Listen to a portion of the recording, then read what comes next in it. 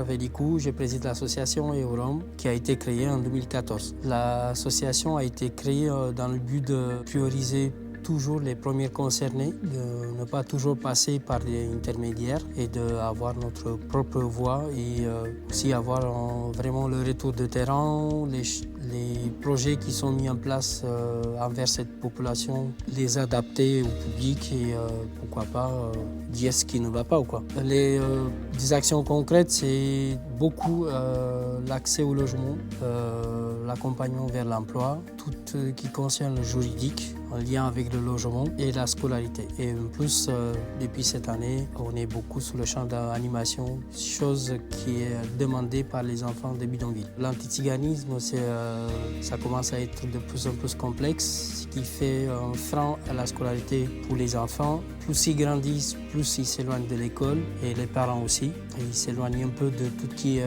droit commun. C'est important aussi pour eux de se sentir bien accueillis, en sécurité, de pouvoir s'exprimer librement. Parce qu'en fait, c'est très compliqué, rien pour débloquer cette barrière. À chaque fois, on a toujours les mêmes réponses. Les Roms, c'est à la main, c'est au four rouge. Ils ne veulent pas travailler, alors que la plupart, ils travaillent 100%. Il y a certains qui sont des revenus minimum, mais la plupart, ils travaillent toujours. On n'a jamais eu de soucis à ce côté-là. L'évolution, peut-être sur le côté administratif, mais dans la vraie vie, dans le terrain, c'est empiré. On ne sent pas d'évolution, relation avec les personnes qui vivent en bidonville, en squat, qui, par exemple, quand ils se présentent dans un MDS ou CCAS, que ce soit privé, l'État, etc., ça n'a pas changé. C'est toujours des prérequis, des préjugés, beaucoup de difficultés, en fait, de comprendre un peu qui sont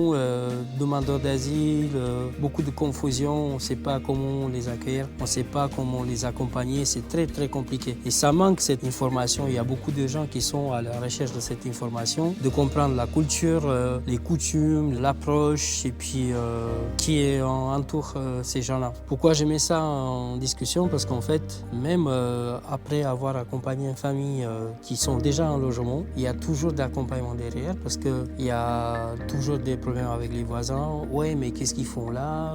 Pourquoi ici? Des fois, les voisins font des signatures pour évacuer une famille. On a déjà eu cette cas de figure. C'est toujours compliqué.